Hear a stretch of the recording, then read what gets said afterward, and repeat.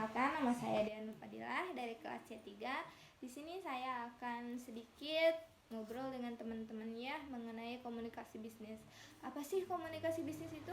Nah, teman-teman udah ada yang tahu gak? Nah, komunikasi bisnis itu komunikasi yang terjadi dan penyampaian informasi dari perusahaan ke karyawan maupun ke kita sebagai konsumen.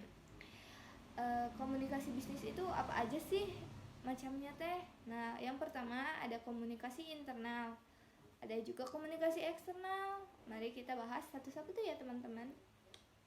Nah, yang pertama ada komunikasi internal ya teman-teman. Apa sih komunikasi internal itu? Komunikasi internal itu adalah suatu komunikasi yang terjadi di dalam organisasi. Contohnya seperti manajer dengan karyawan, karyawan dengan atasan, manajer dengan manajer lagi, dan sebagainya.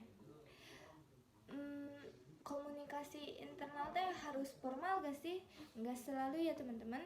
Bisa juga teman-teman berkomunikasinya dengan informal. Contohnya saja, contoh dulu ya yang formal. Nah, kita teh contoh formal teh kita sebagai karyawan meminta kenaikan gaji kepada atasan kita.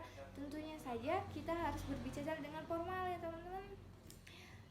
Kecuali kalau kita lagi membicarakan atau mengomunikasikan sesuatu yang bisa dan juga dekat dengan atasannya, teman-teman bisa juga informal tapi nah, selanjutnya teh media komunikasi internal teh apa aja sih? Yang pertama ada surat. Sudah pasti ya teman-teman, surat itu resmi dan juga formal.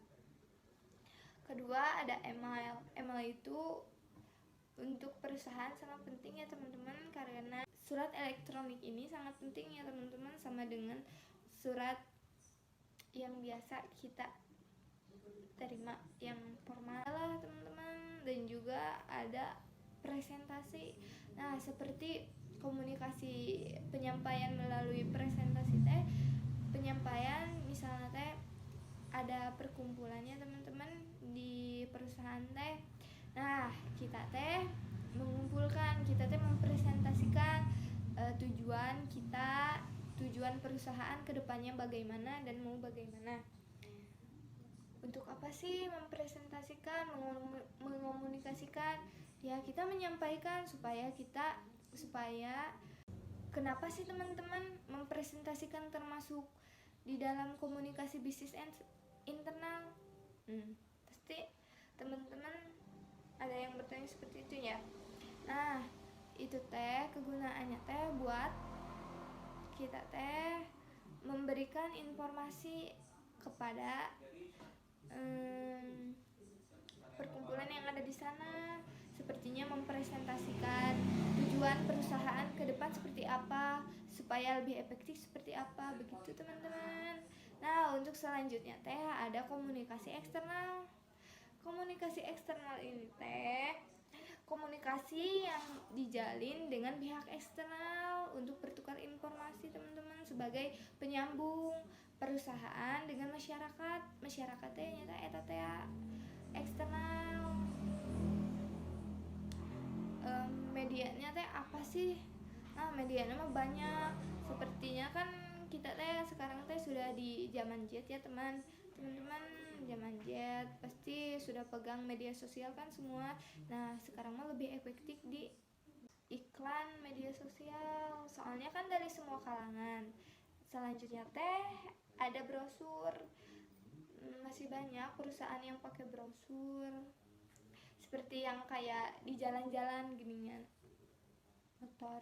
Teh bakti sosial. Kenapa sih komunikasi bisnis eksternal teh harus dengan bakti sosial, supaya pihak eksternal teh merasakan keberadaan perusahaan seperti apa, merasakan manfaatnya gitu teman-teman.